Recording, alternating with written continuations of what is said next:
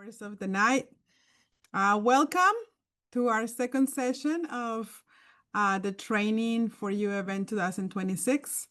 I would like to, my name is Fabi. I'm from Mexico.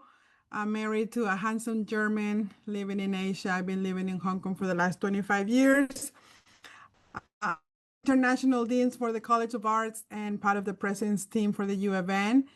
And I would like to, perhaps if you're part of the CILT, maybe you can unmute and just, I'm gonna give you guys some time to just say who you are, where you serve, what part of the UofN you're serving. So we have a large faculty body of the UofN in this meeting. So I will just like, so everyone can see a face. So later, as we continue to go on, if you want to connect with them, I think it'll be great if they can see your face. So maybe we can start with Maureen. Hi, I'm Maureen, and I'm part of Team 4, so work with Marcus and David with both the President's team and the Provost team that is emerging. I'm also the Dean of the new College of Christian Formation and Discipleship. And I do continue kind of a hat with the DTS Center, although we've got some very active members that do all the work. So myself and Patty really support them. Thank you, Mo. Just unmute yourself and go for it, guys. Okay, I'll go next. This is Phil Leach, and I'm the Dean of the new College of Extension Studies.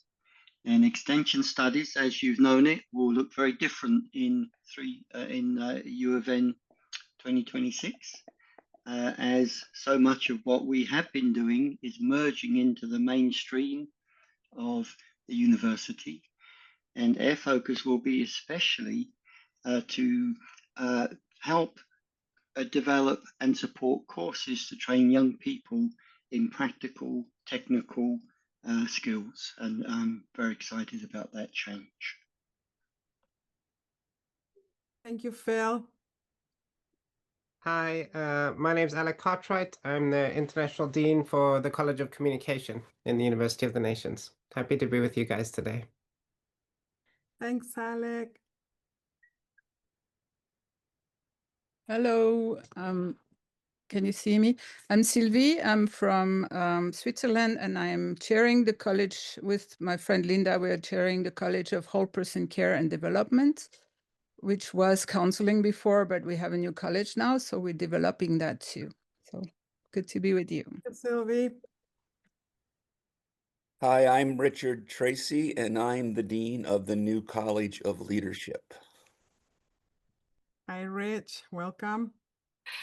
I'm Rebecca. I am the International Dean for the College of Humanities and International Studies, and I'm based in Edinburgh, Scotland. It's good to be here. Thank you, Rebecca.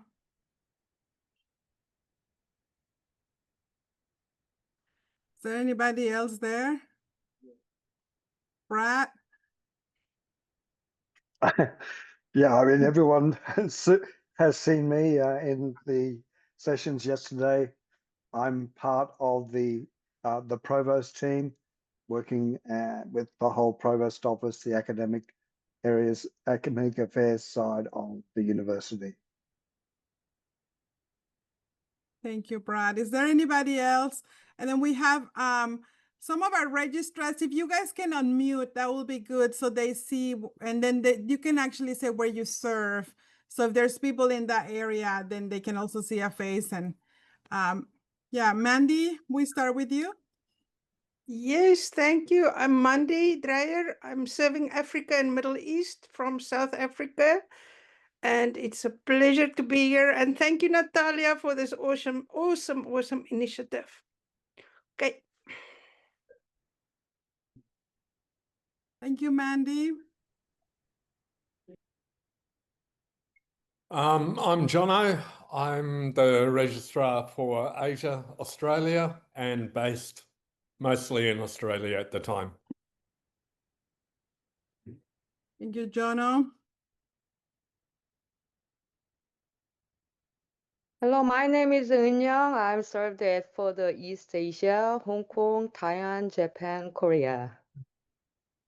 Yeah. Thank you.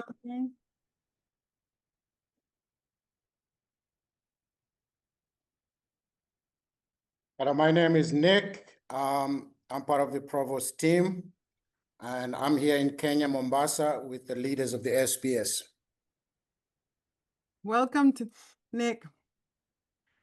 Perhaps Donna Ray would introduce herself as well. Yes, where's Donna Ray? Hi, I'm Donna Ray, and I work as the degree student administrator for the UofN, and I work with Brad on all of the policies and procedures. And I am based in Northern Ireland, and I'm Alex's wife. That's right. Welcome, Donna Ray. Great to have you. Okay, is there anyone else? Well, hi everyone. This is Natalia. You know me from yesterday, but I am from Colombia and I serve the Spanish-speaking countries as a registrar. Yes, I believe that is everyone. So thank you so much for coming to this. And yeah, we're going to have I hope you guys have anticipation and I hope you come with some more questions. And I will just do a quick recap of what we did yesterday. Yesterday we gave you a lot of information. So one thing that we, relax, we're learning, we're trying to find new ways to do this better. And so I hope that the information we share with you guys was helpful. So we look at just the timeline of when understanding the system, when is this going to be this transition, and we gave you guys an overview of the old system to the new system. We also did a comparison from what we call 2.0, which is the old system, to 3.0, which is UofN 2026, and trying to see, okay, how do we compare them together so you can maybe make some identifications on some things. Oh, these are actually quite similar. We just have a different vocabulary. We also talk about the new web app and how do you register a new course instance. And also we talk about units. What is a unit? And then you guys practice how to create a new course instance. And so today we're gonna continue into this, but we're gonna look about how do you use units to create your course. Hopefully some of the questions that you have yesterday will be answered today, and if not, we will have a time at the end of question and answers and discussion. And we are also going to talk about delivery modes. How do we deliver this learning? And then also we'll give you some key concepts of what it means to define a course. And so we will go into similar kind of setting. We'll have some information and then we'll go into breakout rooms. I think for some of us, at least for me, it always helps me to talk, because the more that I talk about it, even this training, I feel like I have so much more understanding, because we're repeating the information. So it's always good to be with others. And hopefully you did some of your homework and you went home and you did some of the homework that we said. Look at your courses and look at how these new concepts that are coming can actually empower us. Because I really believe that this new system is about empowering us to serve the nation better. And I was just in a meeting with Marcus an hour ago, and we were just saying how with this new system, it's really a new world of opportunities are open for us, and a new way of meeting and ministering and investing into audiences that perhaps we haven't really touched, or we have just minimally touched. But I think with this new system, and as Brad and Natalia go into all this new information, I hope that you can really feel excited and not just, okay, overwhelmed by all the changes. But I think this, I saw it like, this is a new vehicle that God wants to give us, like a new electric vehicle that is going to go fast. It's way more advanced. And so I hope that that you have faith. And so maybe I can ask Maureen to just open up us in prayer and just dedicate this time to the Lord, and that we can have understanding and that we can embrace everything. So Mom, would you open us up in prayer? Sure. So, Lord Jesus, you truly are a master teacher. And we're so grateful that you've led us in Youth with a Mission to have a university that really, in so many ways, has the flexibility to walk with people the way you walked with your disciples. And so, Lord, I do ask that as we continue to learn what the possibilities are, that by your Spirit, you'll continue to stir within our hearts in such a way that not only will we understand how to steward what we already have, but it will spark new kinds of initiatives we can create to serve even more people. So, Lord, I just bless Brad and Natalia and anyone else that will share with us this afternoon. Amen. Amen. Amen. Infuse us, Lord, with your Holy Spirit. Amen. Okay, I'm going to pass it over to Brad, and he's going to explain about units. And so, Brad, over to you. Hi, everyone, again. Look, I just want to also emphasize that this is a learning time for everybody. Encourage you to go back and watch the videos from these two sessions a number of times, because as Fabi mentioned, when you see and hear things repeatedly, you absorb them more. But our biggest goal in giving you some training at the moment is you need to be able to register your courses and run them next year. So if you've learned just that much, then you've made a good start.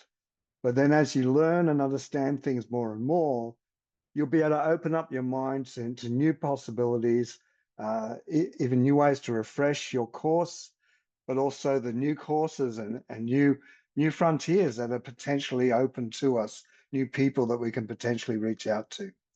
So don't think you're going to have to get it all and sort it in your mind right now. You won't. We've got a few CIRT members on the group, and they can probably say, yeah, we're still learning it too. So don't be too worried about that. But yeah, listen to it again. The videos from the sessions will be sent to you, and the PowerPoints and presentations will be sent to you, so you can go back to these and learn them again.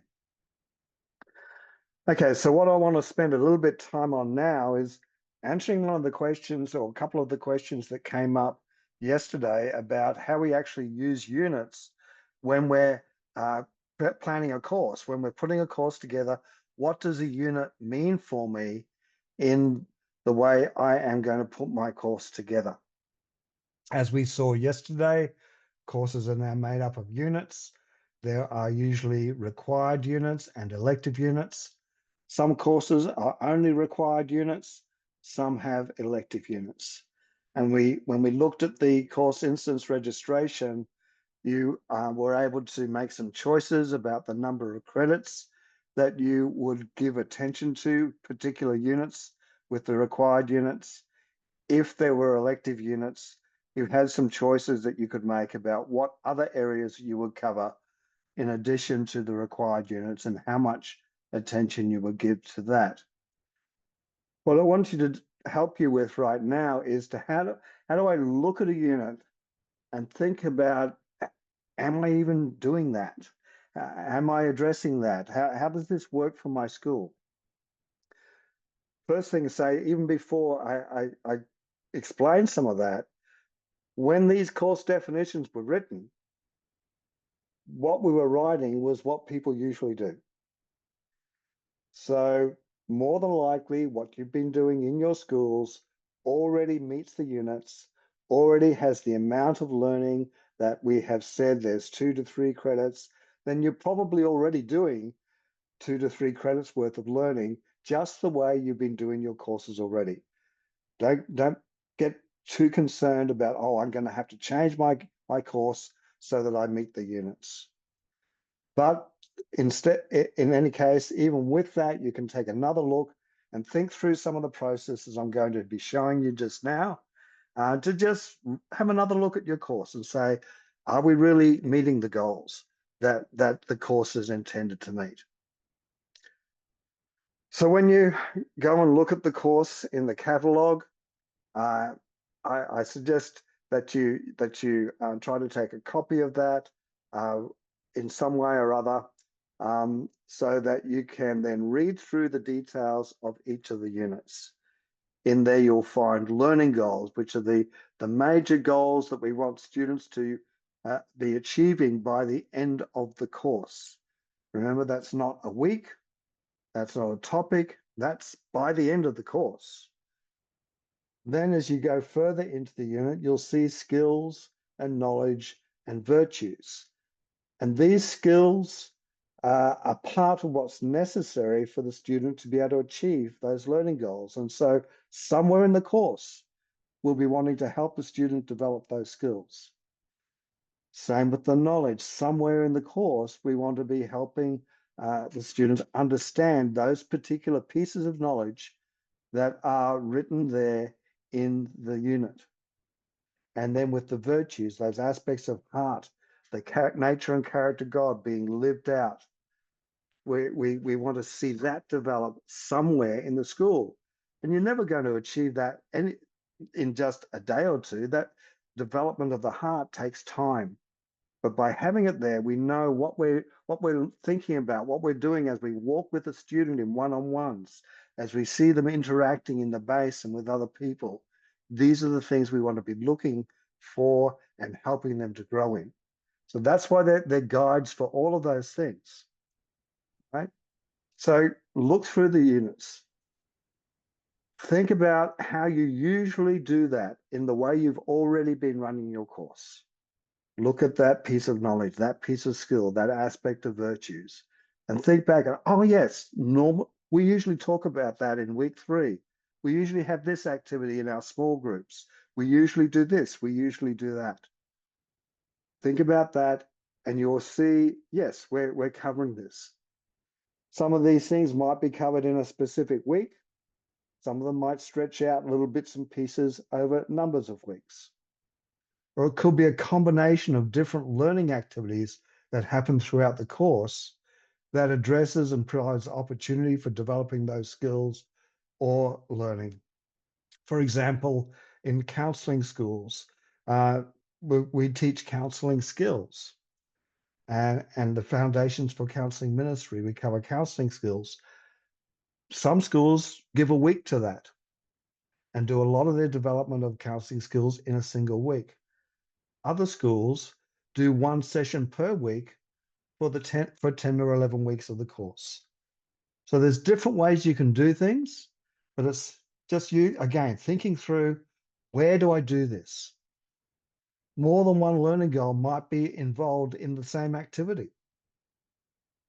When you look at the learning goals, you better say, oh, there's this kind of activity that's going to give opportunity to develop both these 2 or 3 learning goals at the same time. And you might repeat that activity as a practice at different times in the school. There might be one speaker that you usually invite who covers different parts of knowledge from different units. That's fully okay, because as we said, a unit is not a topic.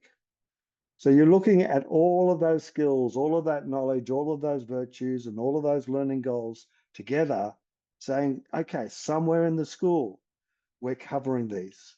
Or if we're not, where can we cover them?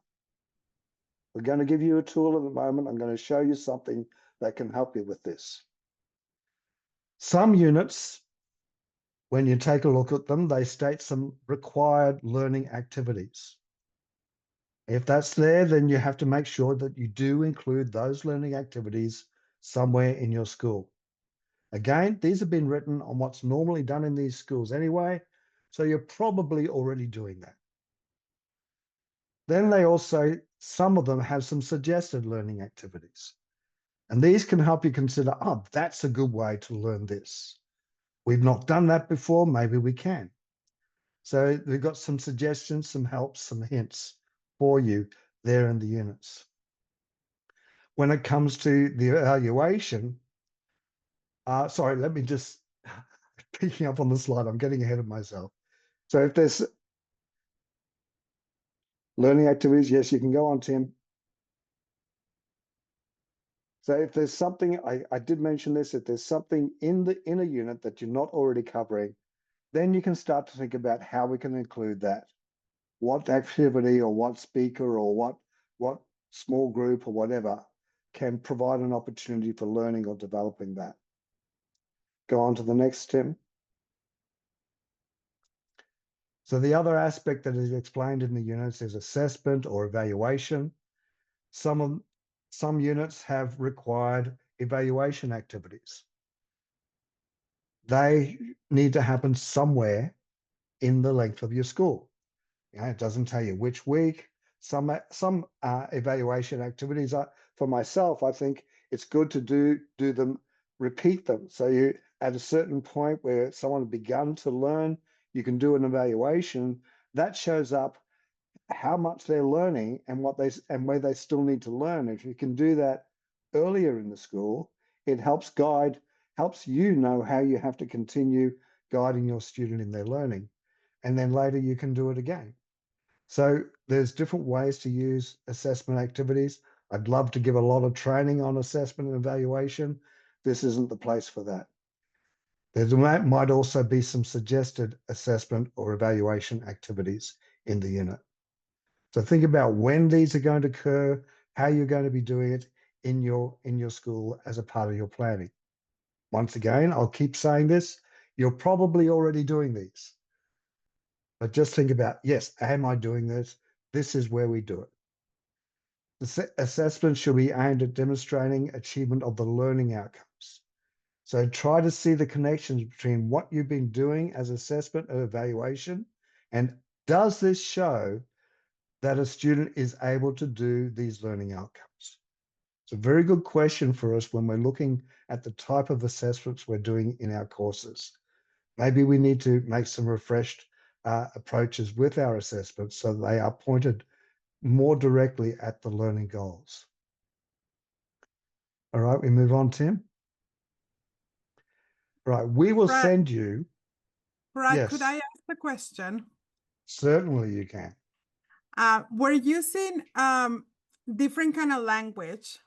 So we're using virtue, like we're using skill, knowledge, and virtue. And I know that that is kind of new.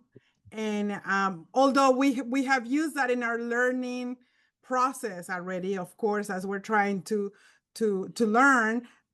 So I'm wondering, and then you're using the word assessment. Assessment is basically what it will be in the Form A in evaluation, right? As of the system today, right? So student evaluation, course evaluations, and student feedback, that's the assessment. But in terms of knowledge, skill, and virtue, could you just give us maybe just an example of what is that? If we're looking at a Form A, how do we find those elements in the system today? So at least we have an identification piece that we can say, oh, that's what it means. Because I think in some languages, the word virtue means different than what it might mean in English. So I just want to help out translators. Certainly. Current Form A, current course instance form or course registration. That's what you, in that, in a week, it does ask you to describe what you're teaching in the week, what information, that's usually knowledge, but also it may talk about outcomes, I think is the language that's being used in the current course registration. Some of those outcomes might be learn a particular skill.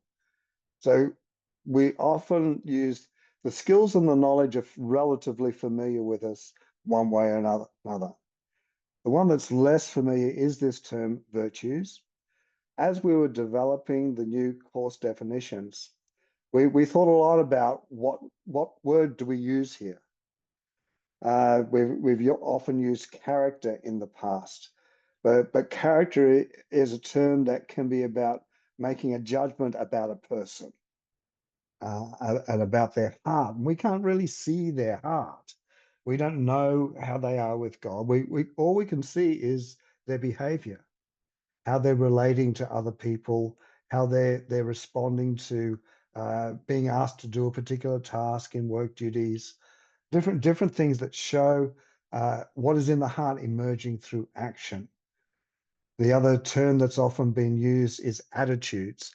Okay? Attitudes kind of relate to the mind, the way I understand something, the way I approach something, and that too gets lived out. But virtues as a term usually much more means the living out of these characteristics, the living out of the heart. It's what's observable in a person's life and the kinds of behaviors that lead to positive outcomes is perhaps another way to think about virtues.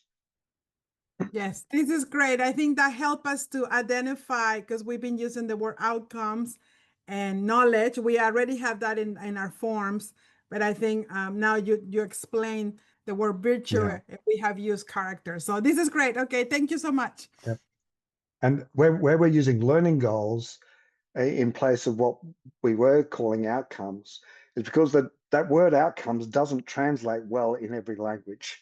So we looked for the term that's the most universal one that we can use, and that was learning goals. So let me go back to this slide that with a copy of a table there. This document, we have a Word document to pass on to you.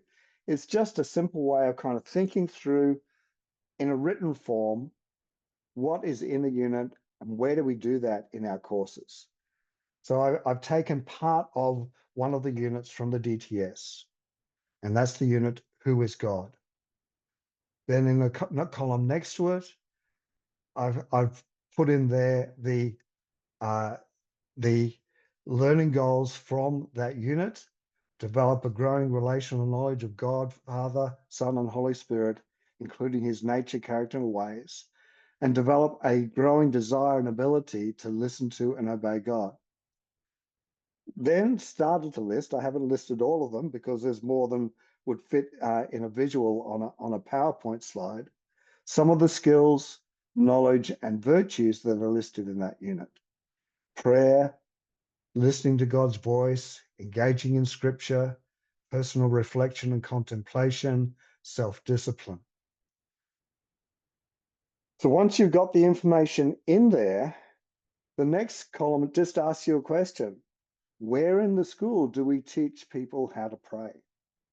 Where in the school do we teach people how to listen to God's voice, how to set aside dedicated time to hear God and respond to his words? Where in the school do we teach each one of these, engaging in scripture, personal reflection, and self-discipline? Where do we cover this? Where do we teach it? How do we teach it? And then again, the final column is then, okay, if we're helping students to develop it in this week and that week, where and how do we evaluate these? How do we know our students making progress towards achieving these? And where in our school do we make a statement? Yes, you've achieved this. Let's celebrate together your achievement of this learning goal. I know in our university, we have grades that we assign and percentages and aspects like that, which are part of any university. The only course where those are not a big part of it is the DTS that has just two grades, satisfactory and unsatisfactory. But really, even though we do grade most of our courses, what we really want to be doing is celebrating students' achievement at whatever level they have achieved that and encouraging them. Yes, maybe there's still more things for them to continue to grow in after the end of the course, but let's acknowledge their learning, celebrate with them, and honor them before God and before the rest of the class. And that's what assessment is about as well. We have these fearful understanding of assessment and evaluation sometimes based upon our school experiences, which can be very condemning. But in the UofN, we want the whole aspect of evaluation to be positive, uplifting, and helping people grow. Yeah, let me just run through that once before. Put in the details of the unit under those 3 columns. Then think, how am I somewhere in our school? How are we training our students to be able to do this? Somewhere in my school, how are we evaluating our students so that you know and they know that they can do this? So there's a tool that we can pass on to you, and you'll be given a copy of that if you want to use that to just help you think through a unit and work out where these things are fitting in your course. That's it for me for the moment.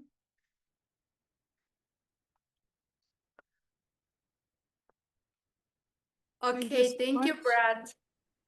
Yeah. Do you have some questions, Fabi? No, go on, Natalia. Okay, well, it's just excited to hear all that is new. And as Brad was saying, we are today learning how to create a new course definition, how to write them. Is more extensive than what just Brad gave us a few concepts on how to use units in our course instance registrations, but I just want to give you a recap from yesterday from our app. So many of you were asking if the app is live. So the app is live, is here. It's rs.uofn.edu. And you can enter, you can log in with your same login and password. And if it's not working, then you please contact your registrar. And if you don't have a user, then you will have to talk with your base leader so that your base leader can request the user to the registrar, right? So here, we were talking yesterday about a timeline that we are using both systems at the same time. And there is something I didn't mention yesterday that I want to mention today.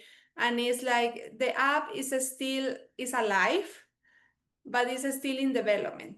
It means that we have what we call 2 phases. Phase 1 is ready, and phase 1 we can register our courses for next year with the dates, and we can input like who will be the course leader, the basic information. But we do not have the ability yet to add students, to make payment or to do the review. This part will be ready on March, after March. We are having a sprint. That's what we call like when we are working together with the engineers developing the app.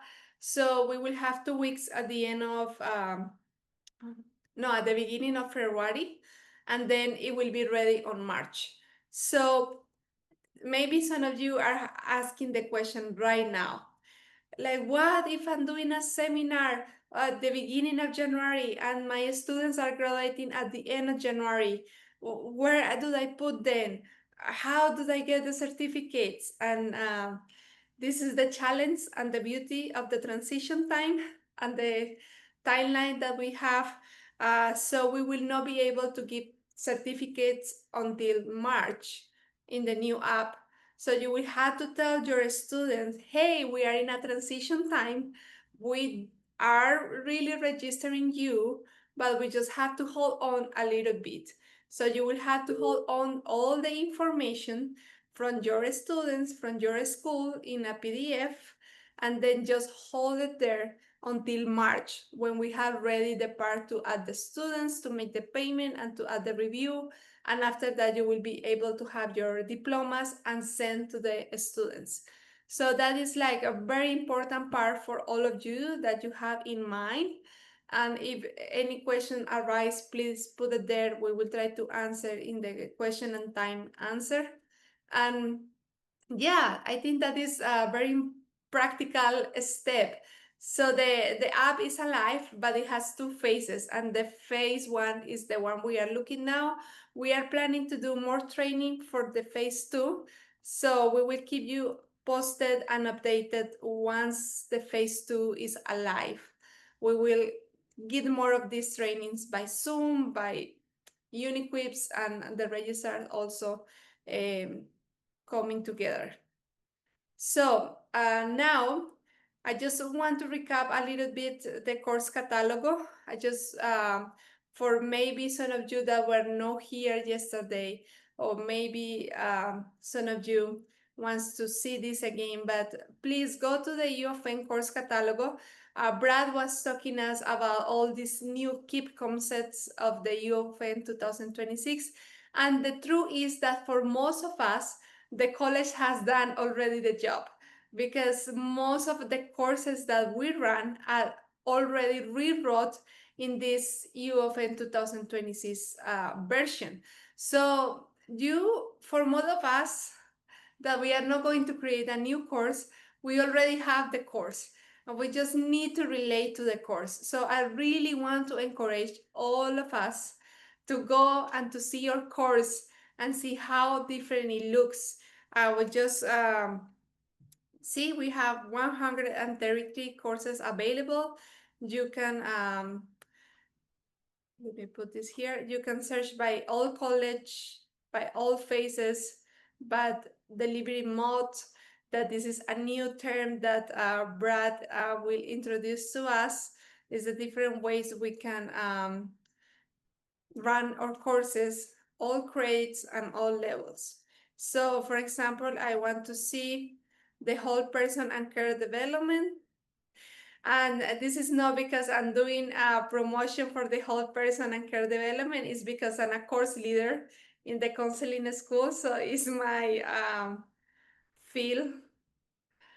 But here we have the Foundations for Counseling Ministry, the FCM. And please go and look the courses that you run. And if you don't run a course yet, go and look for a course that you have already done. And it will make you like realize and assimilate a little bit more of all the new key concepts that we are learning. If you see, like we are used to see the counseling school like 12 weeks, but here I have in 1, 2, 3, 4, 5 units. And I'm like, okay, wow, core counseling skills, divine plumb line principles, attitude of a Christian counselor, revelation as a key to change. So as a course leader, I can come and I can see the purpose of that unit. I can see if there is any resources.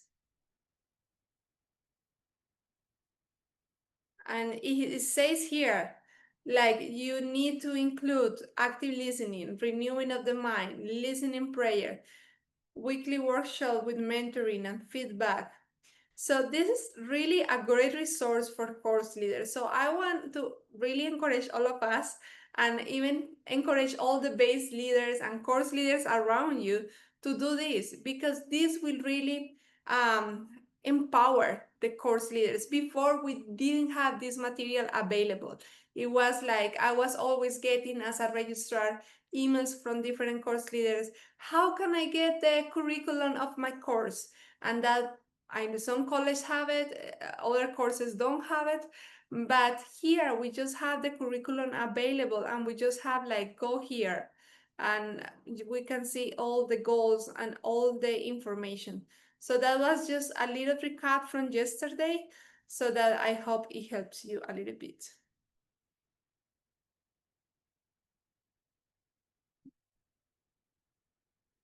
Fabi?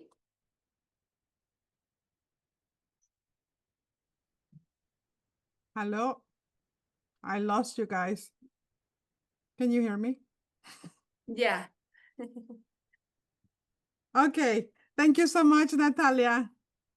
Sorry, my internet got cut off. So, yeah, thank you for taking us into the app and just giving us that. We're gonna go into yeah, just some key concept of this 2026, and so Brad is gonna take us into that, and after that we'll go.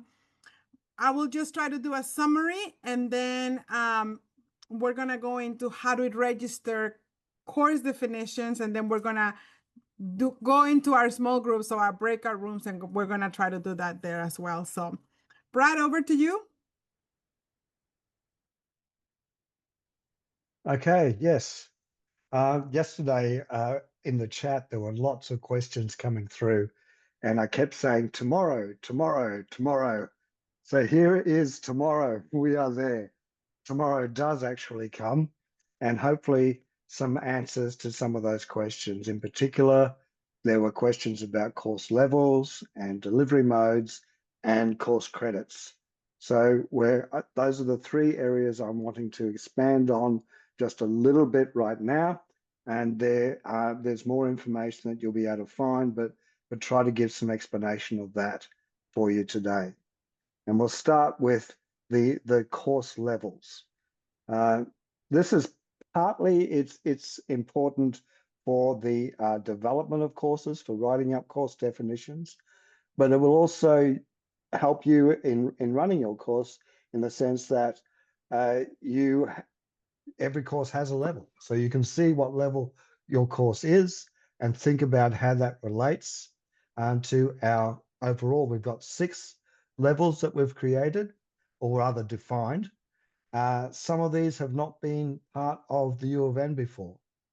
In particular, level 1 and level 2 is aspects of training that we've not really defined and included in the UofN prior to this.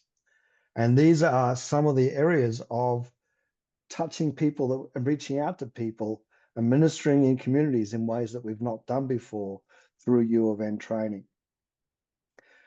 So just briefly, the level 1 of our 6 levels is learning about basic practical and thinking skills. These could be training people for a role as a classroom assistant. They're not teaching, they may be not even guiding students at all, but they're just there to help facilitate a classroom, what's happening there. Or it might be a sound assistant, similar kind of thing that we have. It's a simple, basic role. A novice evangelist. One thing that was suggested after the last time we ran these sessions last week, someone got inspired and said we could create a course to teach parents how to teach their children to pray. And that might be a level 1 or a level 2 course. And so that's part of the inspiration, part of the exciting new things that could develop here. When we go on to level 2, it's still quite basic, but it's not as basic as level 1. There's a bit more thinking and technical or emotional or communication skills than there is in level 1, but they're mostly still for context, for situations that are relatively straightforward and familiar, maybe a little bit stretching into the unfamiliar. It's still basic, but it's further along than the level 1.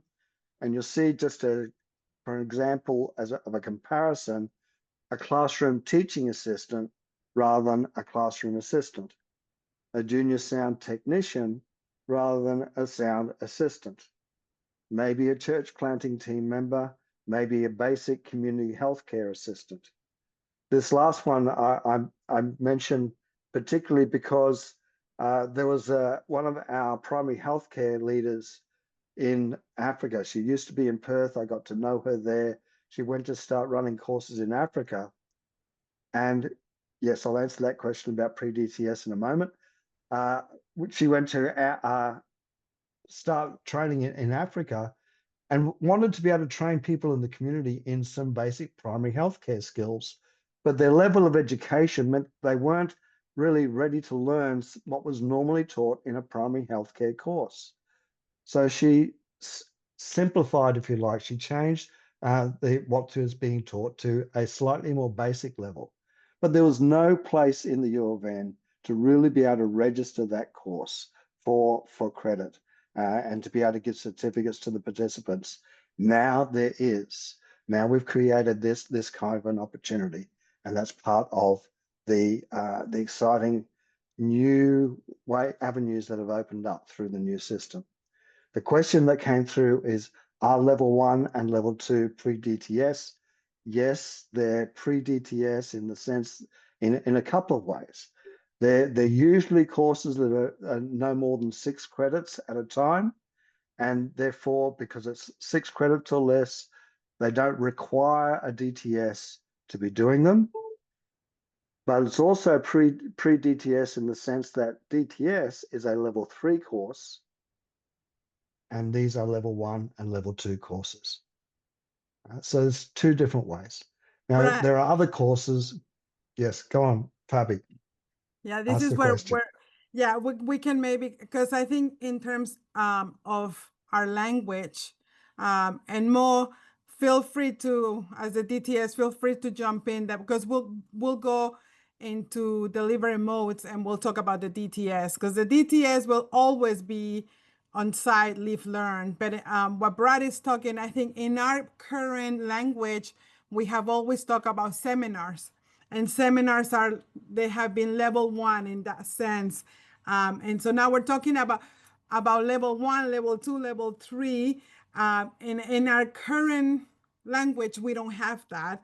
I mean, we have, yeah. So I think it's important that maybe we clarify that before DTS, because in our minds, we have seminars, what will be the DTS, and then second level school. So the vocabulary is different in how we, yeah, I don't know more if you want to say anything in regards to this. Yeah, I see you are unmuted, so. Yeah, I think the only thing, and so let me just interact with you, Brad. So if I've already done a DTS, right, I still might be needing training at level 1 and level 2, because I really don't know that basic skill that they're trying to teach me, right? Okay, so you can take it from there. No, that's exactly right. That's why I was trying to say Yeah. yes, it is in some ways, Yes. but no, it isn't in other ways. So you don't Right. have to do DTS to do these, because they're usually limited to 6 credits. And that's where the previous term of seminars that Fabi mentioned is what we've called that in the past, usually. But you can do these after you've done DTS as well. You can do them at any time as a student. With seminars in the past, we've always given them nearly all seminars a 100 number in our system.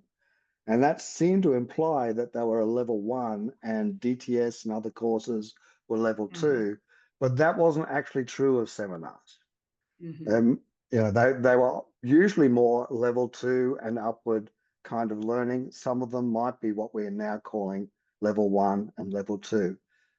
So yes, we've not had the language, we've not had the categories before. I just noticed a good question pop up from YWAM Kona Ships.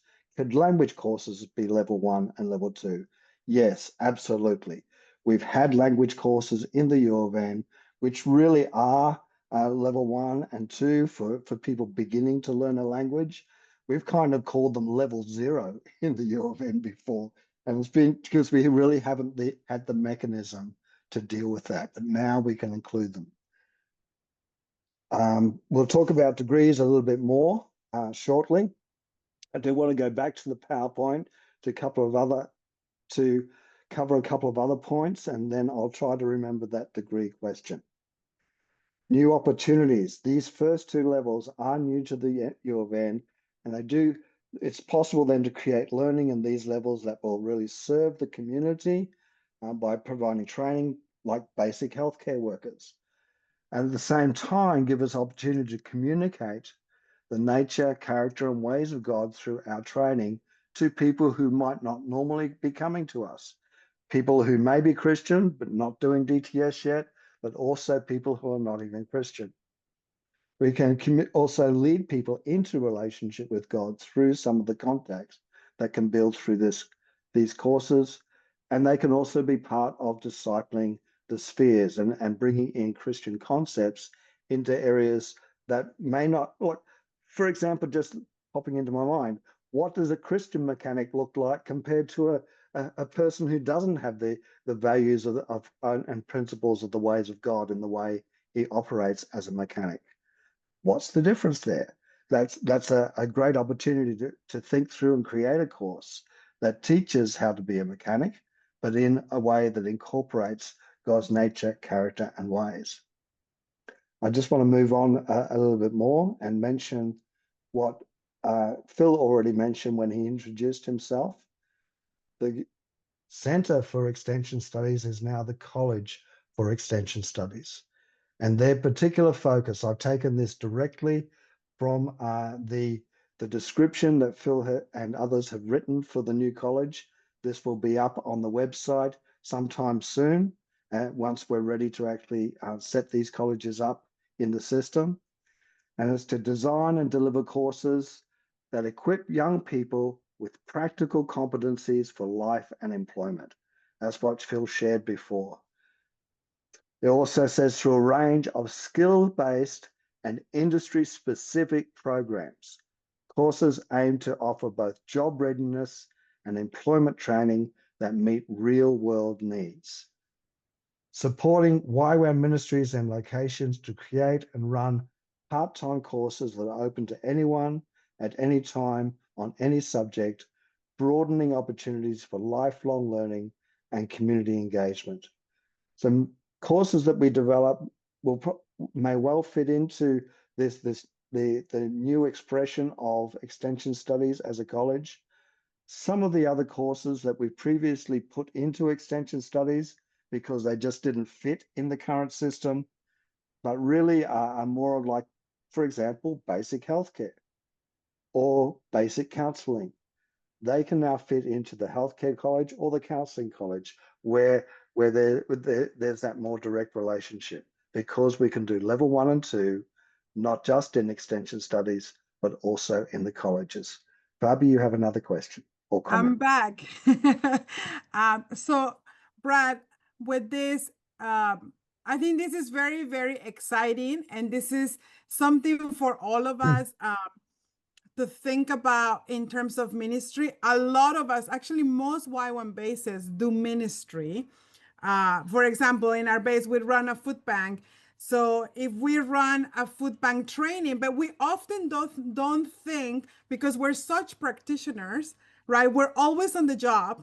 So we don't always think in this kind of framework of we could actually train all these volunteers that come to our food bank and training them, and then actually step back. What are some of the things that they could learn besides just collecting food, but actually they learn about teamwork, delegation, organization.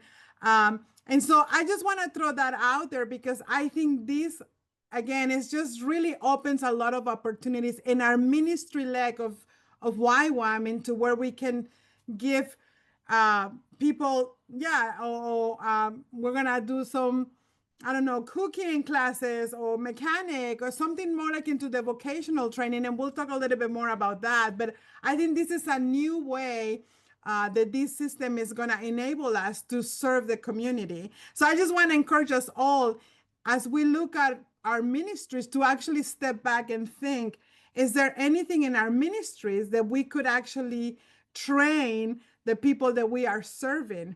Because I think one of the problems is sometimes in YWAM, we're so oral, right? We don't document enough. But if we actually, again, step back and we look at, oh, this actually could be a course.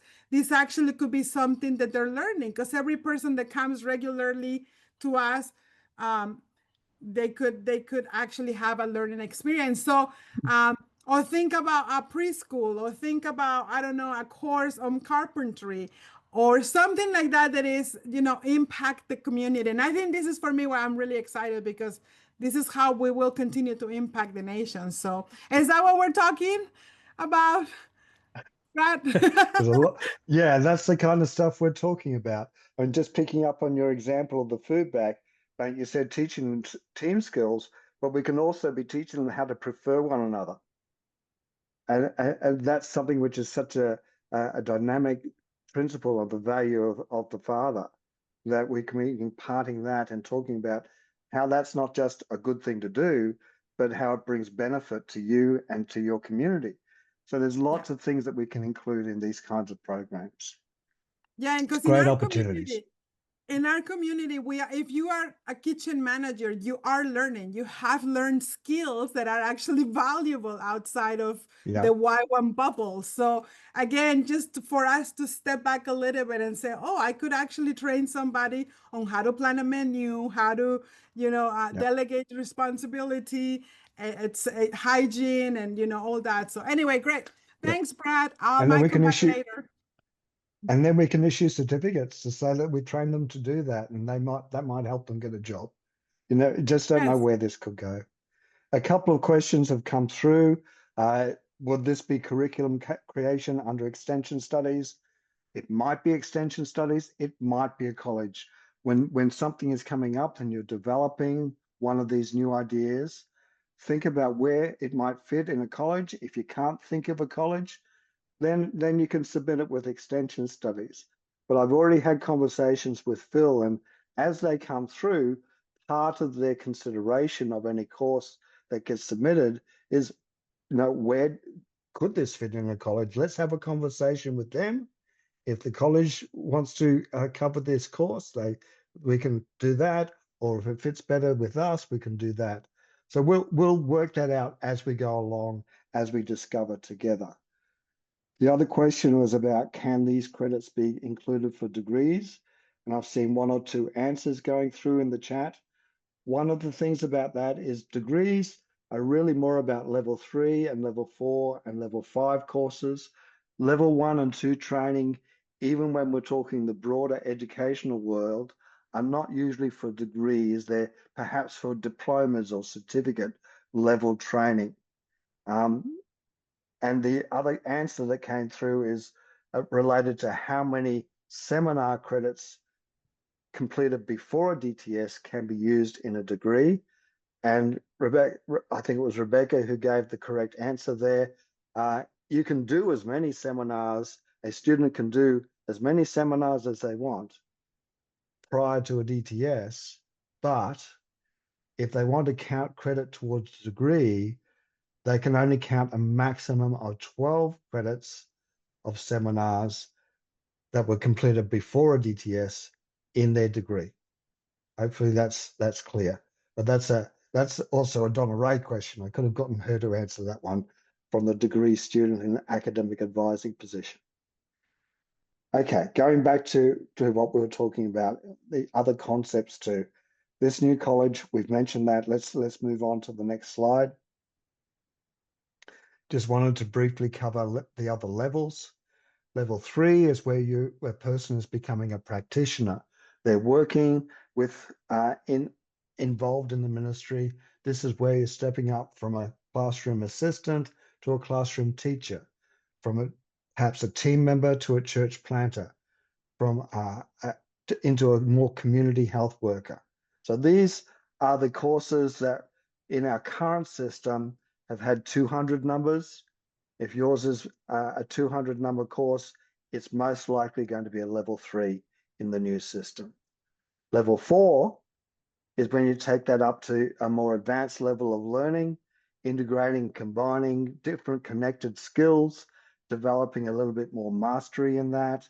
So this is a more advanced or master teacher. So level 3 courses is kind of the level of an associate degree. Level 4 courses is related to the level of a bachelor degree. So this might be more of a leader of a church planting movement ministry, someone involved in developing community healthcare programs rather than just being a community healthcare worker. Level 5, that's where we're stepping up to much more master's level training. This might be for a school principal or for a leader of a large church planting movement. We have a number of master's courses. There's the Masters in Christian Formation, Masters in Leadership. There's a language Masters as well. And we want to see more developed at that level. Level 6 is another level that we don't actually currently have in the UofN. This is like the doctorate level where you're taking all of that learning and we're developing something new. There's an innovation in a field of ministry, something that's not been done before in those kinds of ways. That's what doctorate level learning is. There's efforts to see that grow in the U of M, but we're not quite there yet. So that's course levels. I think our next area, hopefully I've answered most of the questions that came along the way. I do want to keep moving because there's a relatively limited time to cover things. Modes of delivery. We've already seen mention of that when we've looked at course definitions. Part of what's enabled us to bring courses that were registered under extension studies into one system where, for example, if courses were delivered just one Saturday evening a week, that really didn't fit the full learning week concept in the way the registration system was set up, because the dates and way credit was measured was very rigid around calendar weeks. Now the new system is open to that, and so all of the kinds of formats of distance learning, online learning that previously could only fit in extension studies can now fit in our one combined system. That's another good question coming up. I'll try to answer it as we go along. So we then, in answer to that, and to provide the opportunities to have those kinds of courses, we've defined learning modes. And any course, if it's appropriate for the learning, can use different modes. And that's defined in the course definition. Firstly is the live-learn learning mode that we've had in our courses and continue to have in our courses. So much happens in the live-learn mode where the activities of the more formal parts of our training are then added to by the involvement in the YWAM community and the interactions that happen there. That's live-learning.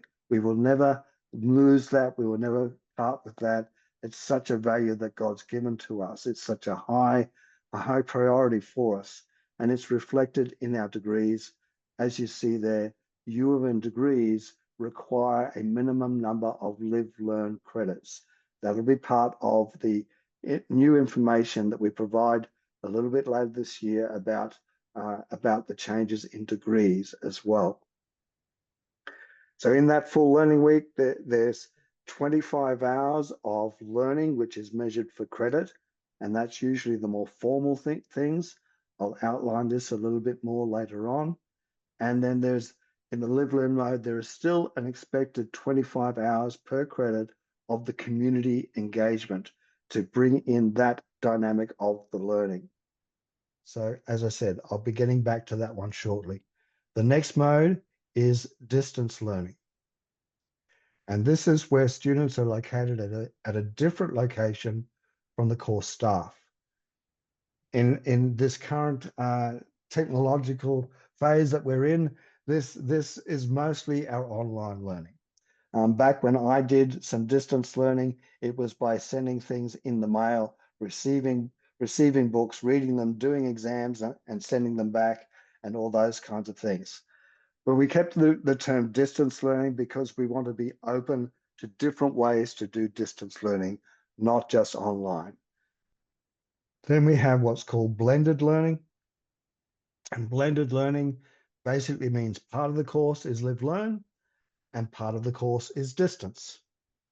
And as you see in that last sentence there, a minimum of 30% of the course hours, the course credits, must be delivered in the live-learn mode if it's going to be called blended learning. All right.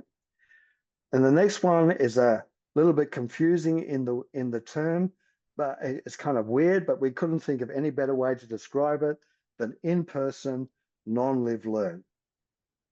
Students, in this case, it's like people from the town, from the community around about us, coming onto the base to do a course, but they're not part of YWAM and they're not engaging in the community.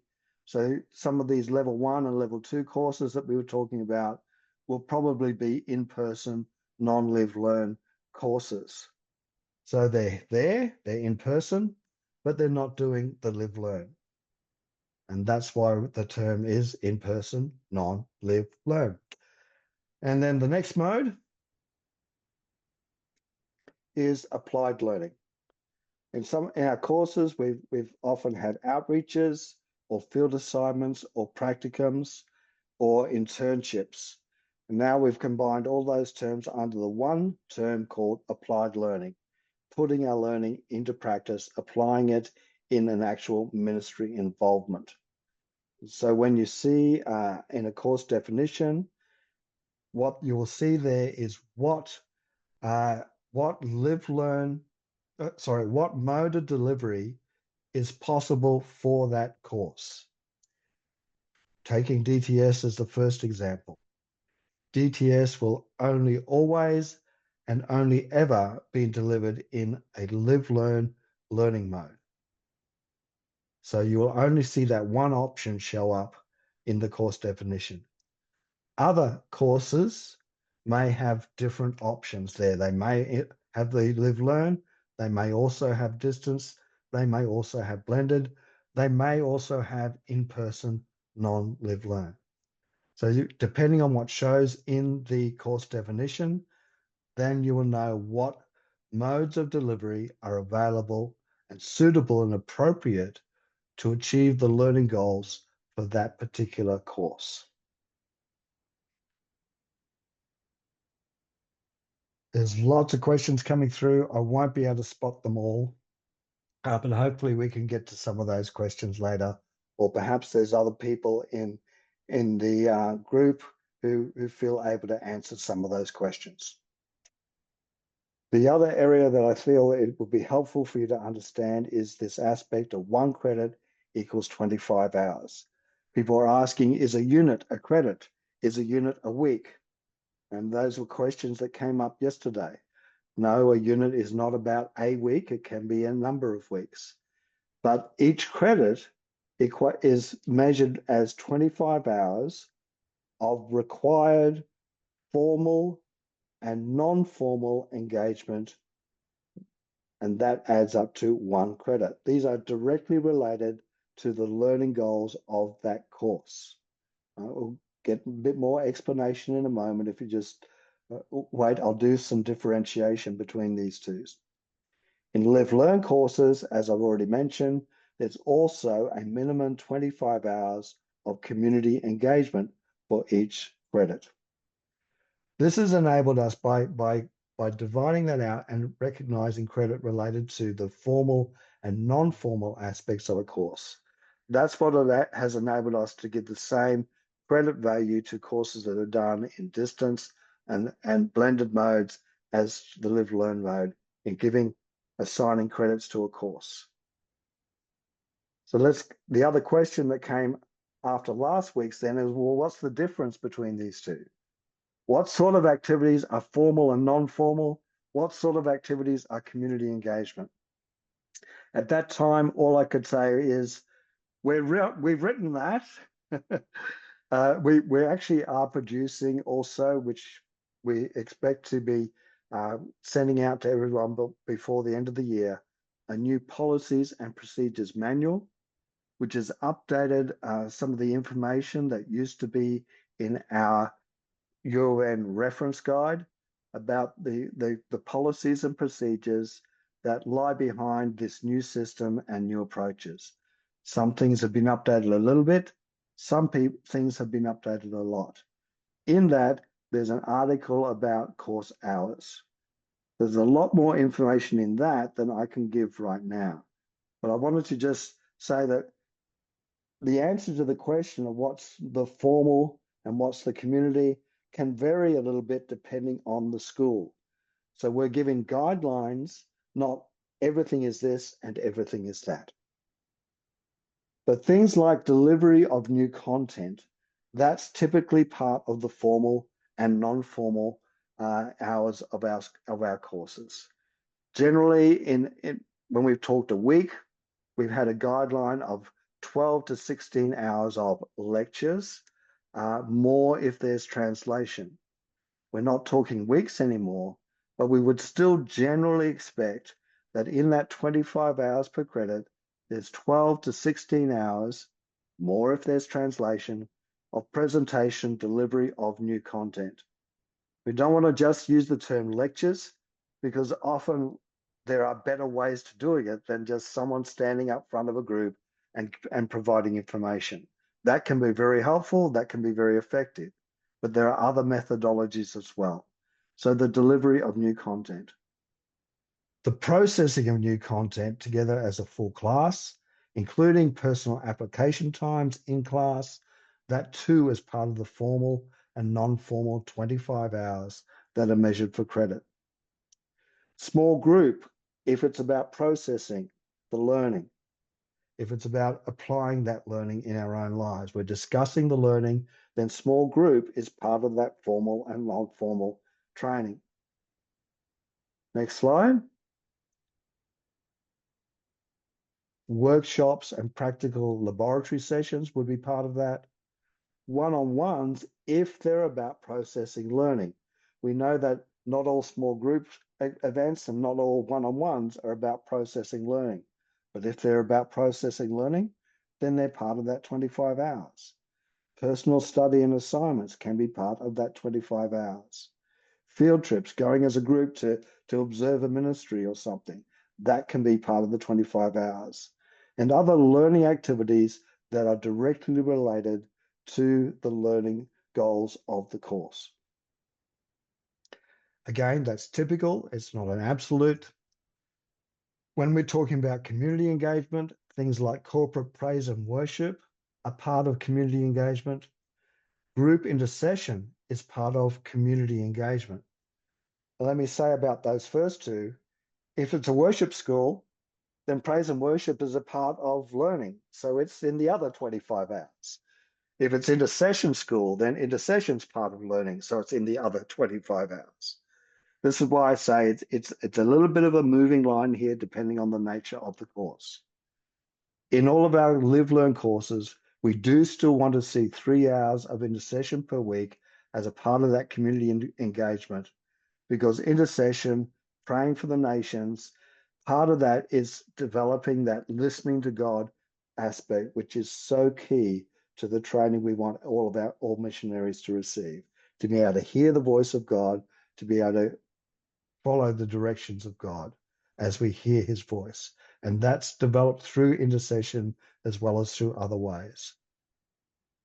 So this is why even though it may not be in your 25 hours of formal learning, we do still want to see intercession, given that kind of emphasis in our courses. Other things like YWAM-based gatherings, and perhaps some outreach opportunities that are not directly related to the course learning goals. Small groups, if there is social time, really is not formal or informal learning, right? And then I think we go on to another slide of some more things that are typically part of community engagement. Again, one-on-ones, if they're not about processing learning. Work duties, other similar service things, they're not in the 25 hours of learning, and yet you still learn so much through work duties. So they're part of the community engagement side of the Live Learn. Personal quiet times and other similar things are part of that community engagement hours that we would expect to see in a Live Learn delivery mode course. And I think that's it in terms of what I can present, but there may be a couple of other comments and questions. Thank you so much, Brad. Just to go back a little bit, maybe to clarify, I will encourage us all, because again, this is a new kind of way of thinking. We've been talking about how do we need to change the way that we think as we talk about learning, goals and some, virtues, and how do we change that? And the whole, as DTS will always be live learn, that will not change. So I know that in some nations, we have what they call the mini DTS, or those are not DTSs in per se. Those are short courses that have been registered with Extension Studies, but they're not our foundational discipleship training school, which is 6 months on site, and then you go on average. So that's not we're not compromising our DTS as we are delivering these modes of learning. I don't know if Mo, you want to just add something to this, but we're not talking about DTS. So I just want us to just think beyond that, beyond DTS. And again, don't just get caught up. I think when we get caught up in the semantics of what live learn means, because people are like, well, live learn is not just living on a campus. There's some nations, some secure nations that we don't have campuses, right? So how do we live learn? We come together, we do class together, we do worship together, that's what it means live learn. It has nothing to do with your campus or where your location is. You're learning by living together, the non-formal and formal education. That's what we're talking about. So just want to just go there. Don't get so caught up into the semantics of that. You want to say something, Mo?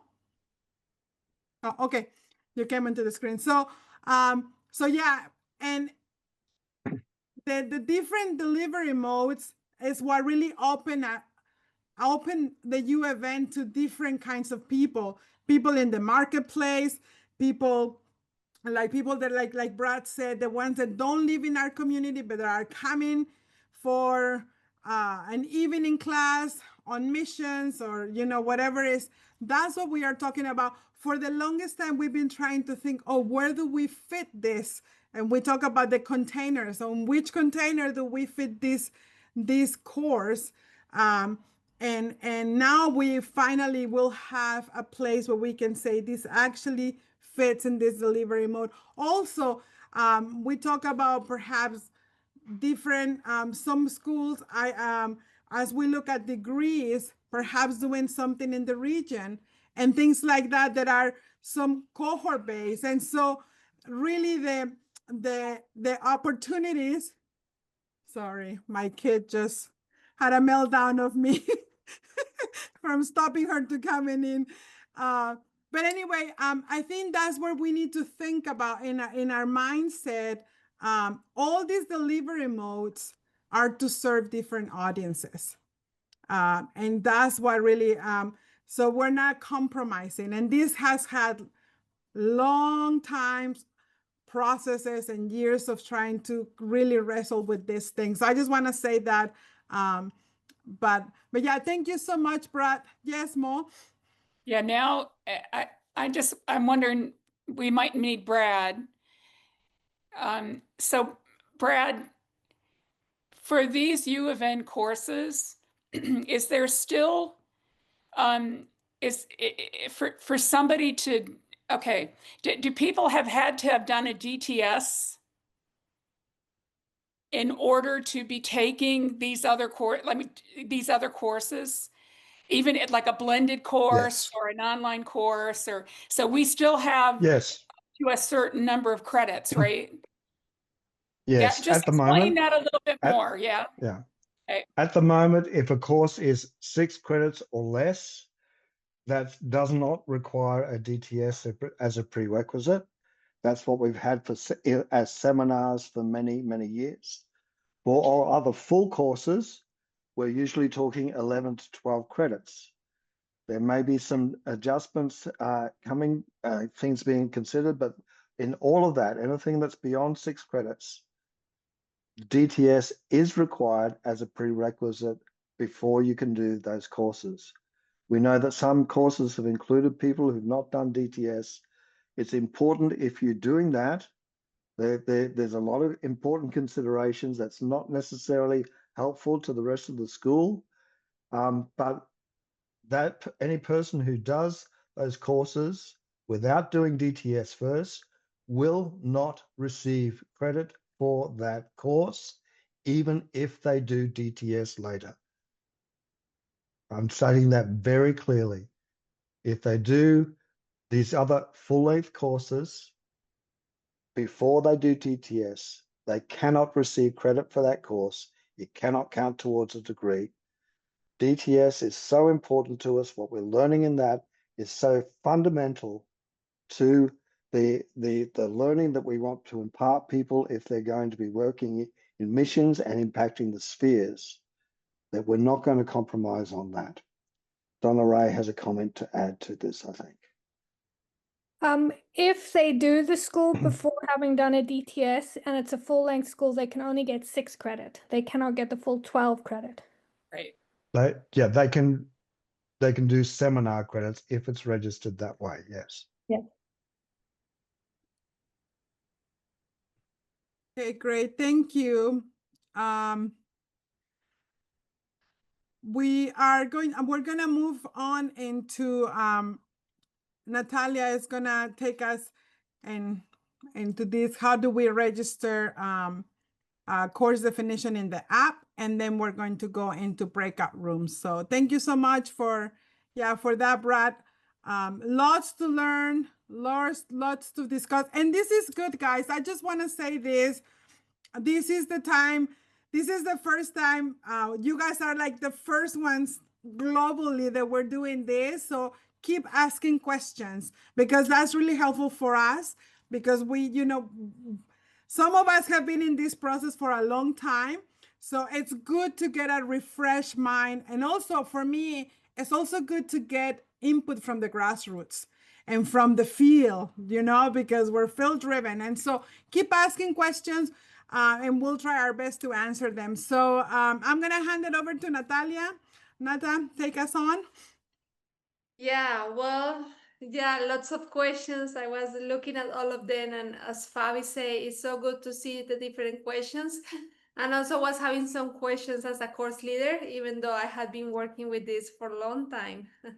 So now, guys, I want to show you how to create a course definition or how to create a new course in the current system. That this is a little bit of what Brad was introducing us, the key concepts, and he is going to offer a course that is specific for people that wants to know how to create courses.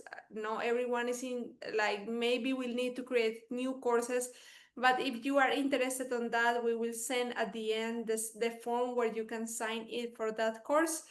And so here in the app, we have the course instant registration. Remember, yesterday we were talking that in the current system, we have registration and we have course instance, but we merge and now we have course instant registration.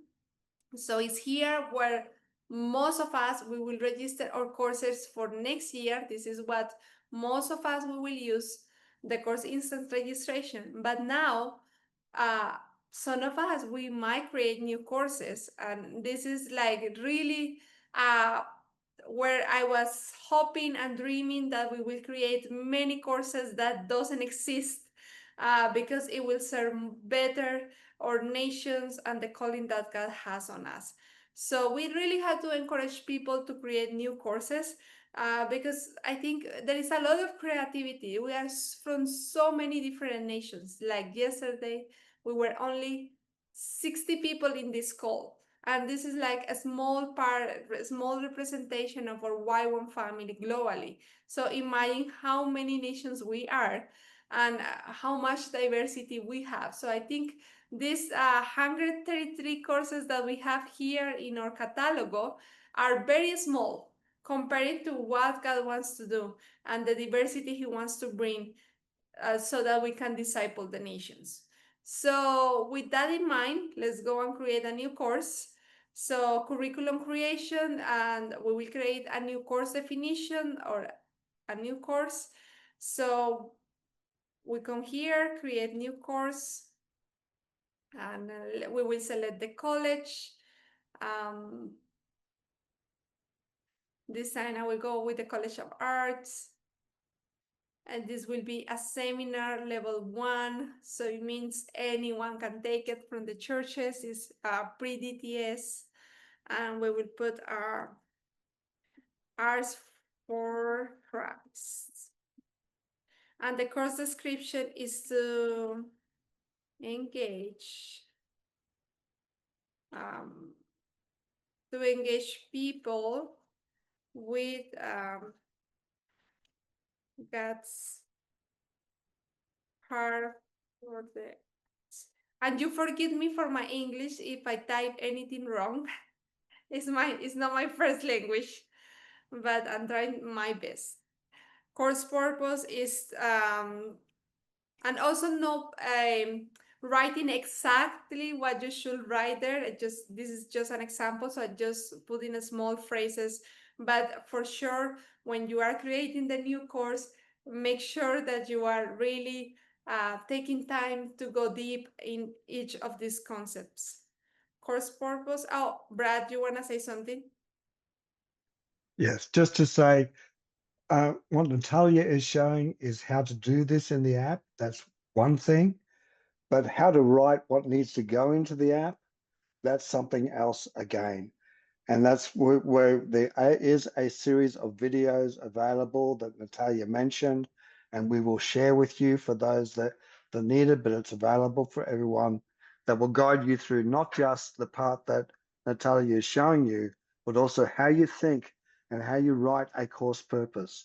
How does that affect your course description, and so on, in how to write units and everything else. So there's a lot more detailed information, about 2 hours total worth of videos that you can follow through that will help you do this.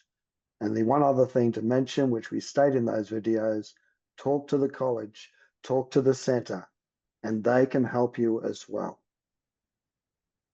Yeah, thank you, Brad. I will also be sending a list, a PDF list with all the college and centers and registrar contacts so that you can contact directly then if you have any question. And thank you, Brad. Yeah, this is just a small tutorial on how to register a new course. But of course, you have to take the course and take the videos that Brad is talking about so that you know really how to write a course purpose and how to write the learning goals and everything that we are seeing here. So for course tags, I will choose performing arts, but please don't choose more than 2 tags because this is for marketing, and if you choose 5 tags, then your course will be everywhere and will not be specific to what the person is looking for. The mode of delivery in this case, I will say that is in person, not live learn, because people will come from the church and they will don't live in the YWAM base, but it will be in person. And I can put people will come from the church, but will not live in the base. Prerequisite, in this case, it doesn't require the DTS.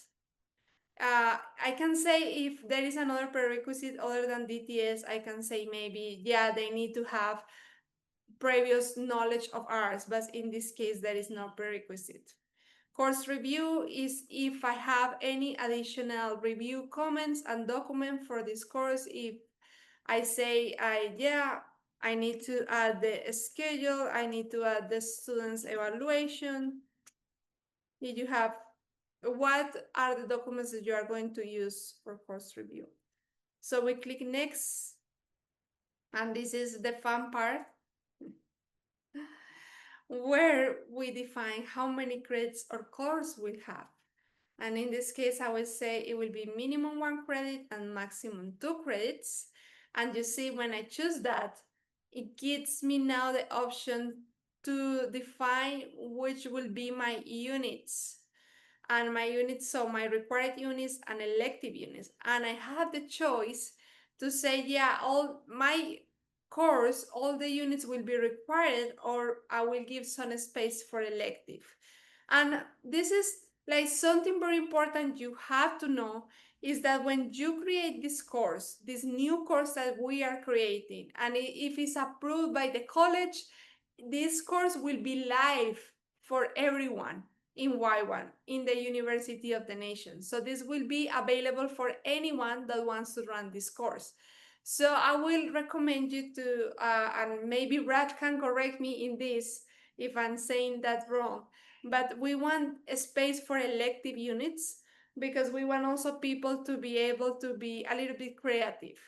So maybe not all the course, but I can give a little bit of a space for creativity. So it requires unit. Oh, yeah, Brad. I may as well answer that question since you raised it.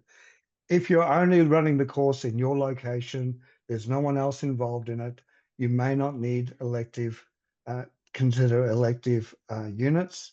But when the course starts to multiply, that's when other people will be wanting to have that level of creativity, and you need to think towards that. All that's explained in the series of videos that we are sending to people. Yeah, thank you, Brad. So here I put 1 credit, 1 credit, 1 credit, 1 credit. So I have to select here my unit, so I have to add the unit. I do have the option to create a new unit. I do have the option to search units from other college. In this case, I don't know why I'm not seeing any unit. Okay, this one I think is no, but I will create a new unit. Uninet, we will put Grasshopper for the arts. Unipurpose. Oh, again, I'm just filling this to show you, but you just do the full full purpose and full heart of the unit, right? Unit credits, I will say minimum 1, maximum 2. And I will say this is in-person, not live learn. I don't have more comments. Description of the goal. To know that's hard for there. I'm repeating a lot, but this is just to show you the example. A skill to be developed. We want the students to have the skill to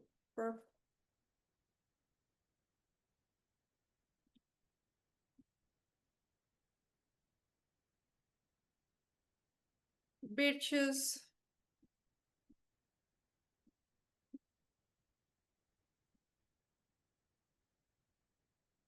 knowledge,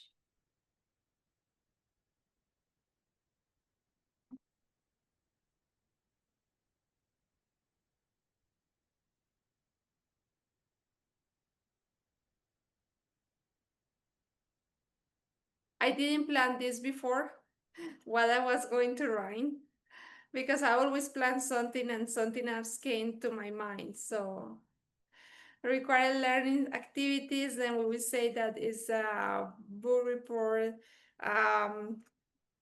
presentations, exercises, and I can have another suggested activities like small groups, evangelism. And of course, this is maybe don't make sense for you now, because just writing to fill the spaces.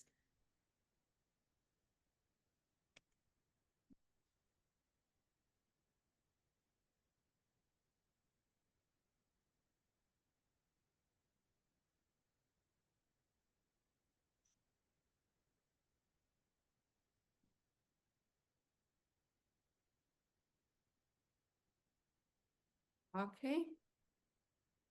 If I have any file that I want to upload, I can upload a file. In this case, I don't have any file prepared, but let's see. You can even upload image or anything that you want. And you can say, yeah, this is related to additional resources. You can choose the language of that. In this case, it's a screenshot, but you can upload it. And it's so good because the course leaders will have ability to see this and to download these resources when they are running the course. So it's ready, this unit. So I will say save.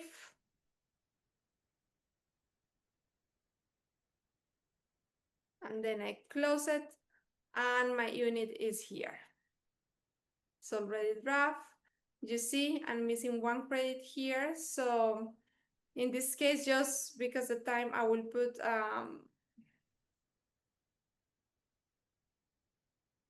I will don't choose an elective so that we can advance. Unit sequence, I will put that all units might be sequential. And if there is any additional recommendation, I will put that units must follow each other. And then I can click next. And if I have any resource for the whole course, I can upload the resource.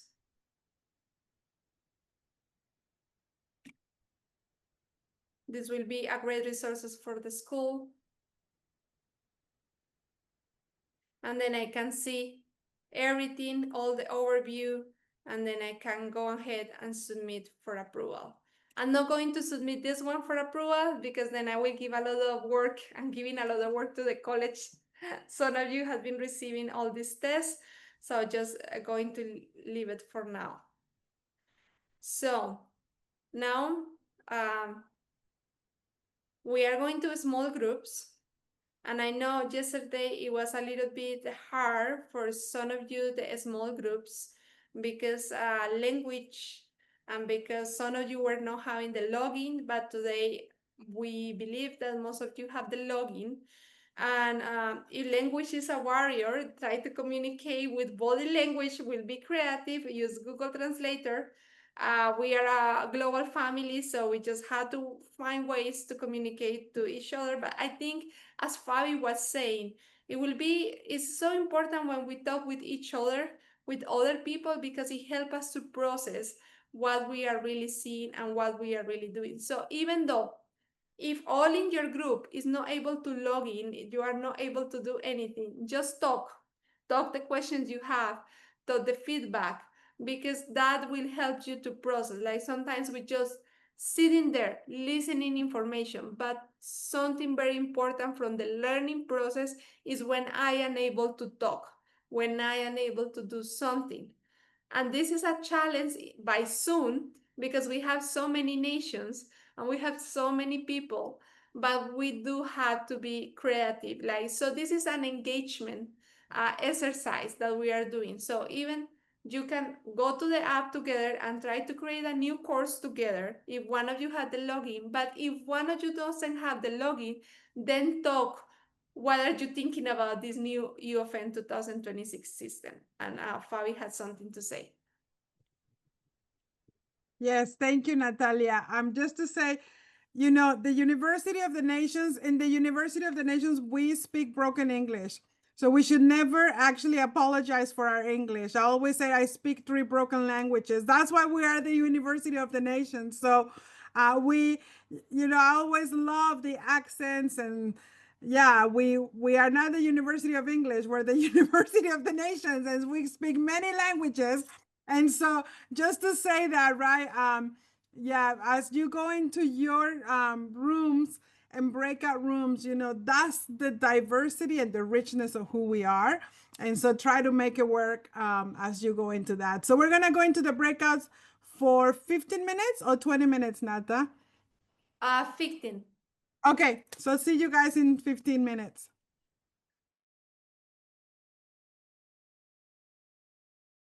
Well, everyone seems to be back. I hope that you guys had a great time. Perhaps if you can raise your hand, if you have a question that is burning in your heart. Oh, wow. She had a question. So Diana or Diana, you want to just unmute yourself and then just give us your question. If it can be short and sweet, that will be great. Thank you, Fabi. The course tags, for instance, I see performing arts, dance, worship music. So if I want performing arts and events, how can I add events to the tags? You mean in the registration? Yes, please. So yeah, that will be in there. That's correct, right, Brad? I'll let Brad answer. Okay. I didn't see Tags. events. Tags are associated with course definitions. At the moment, there's a particular list that's available. I'd like to see some more added to that, but it's the technical guys who would be able to explain the reasons for having a limited list. I don't know how that works. It's about the setup of the actual system that limits that, I think. But they will be developing that further, as far as I know. Yeah. Great. So that's something also for you. If there's a specific thing that is not part, like for you, you can contact me as a dean, and then we'll be able to help and then get some help with that. So, yeah. Rich, you have a question? Yes. One of the questions we had in our group is, will the app be available in other languages to create courses? Yeah, the app is already available in Spanish, Korean, Portuguese, and French. Okay. Yeah. And then thank you. And one more question was, once a course is created and it's running in other places and people want to add resources, how does that work? If you want to add a resource to that course? If the course is already running? Yes, if it's already registered, Yeah, this is a good resource. How can we add that? So in the course should be. instance, yeah. Yeah, You go ahead. when we build the review section, that's coming in March, the intention is that course leaders will be able to upload resources that go into that same course definition availability. But the colleges or people managing those courses will also have to manage those resources a bit, because they could, it just needs management and wisdom with it as well. Okay, thank you. Thank you, Rich. Rebecca? Great. Just a quick question. So we're talking about the fact is that we're going through units and not weeks. Yet we're still using 12 weeks. We're using the sort of the weeks. So a question I have is that could it be less than 11? I know it's 11 to 12, but if we're still using weeks, but we're going to units, for some it's a little bit confusing. So that was one of the things that question. Let me try to answer that, Rebecca. With credits and units, there's the aspect of the hours of learning is that, generally speaking, you wouldn't be able to do more than 25 hours of the formal and non-formal learning in a week. So generally, you wouldn't be compressing and making a course shorter and yet still achieving the same amount of credits, but you definitely can make the course longer. So it's no longer necessarily just tied to weeks. You can, we already run courses in the UofN where what is 12 weeks in the system is actually delivered over 12 months. But we couldn't express that in the old system. We can in the new system. And someone even asked before, can we do mix up? I think it was kind of like part one of outreach and part two of outreach with maybe some lecture in the middle. Yes, you can do that in the new system. But trying to deliver that amount of learning in less time, that's really problematic. If 12 could be maybe delivered in 11, but you're squeezing it any more than that, it becomes really difficult. And yes, with the DTS, it's still 50 hours per calendar week because they run their courses that way. All right. So then with that, if somebody wanted to put, say, required, and it's sort of 12, okay, 12 credits, and then they decided, well, I can put 8 electives. So, and then a school does all of this over a longer period of time, would that be considered? But they will only get 12 credits. The course evaluation credit total is the maximum that you will get for that course, even if you do additional work. Yes. Thank you. At least that's the way it is at the moment. We actually want to be able to say what is and give credit for what is. But we're working with some aspects of our current ways of doing things. Perhaps some things will open up a little bit more as we continue to develop. Well, thank you guys. I'm aware of the time, so I'm aware. Yeah, we're 4 minutes over, and so we want to keep it not Latin time, but we want to finish on time. And so, yeah, thank you guys so much for joining us again. We will make if there's we are thinking to do this by region, so we'll let you guys know if there's something like this in your region. We also, if you would like to be part of the facilitating team to run something like this in your region, please email us. And yeah, just contact us and we'll be able to help you. We really want to help. We just want to say, as a UofN leadership, we're here to serve. We don't have all the answers, but we have all the heart to see what God has for us in this next season. So have a wonderful evening, morning, whatever it is, time of the of your day, and bendiciones. Bye bye.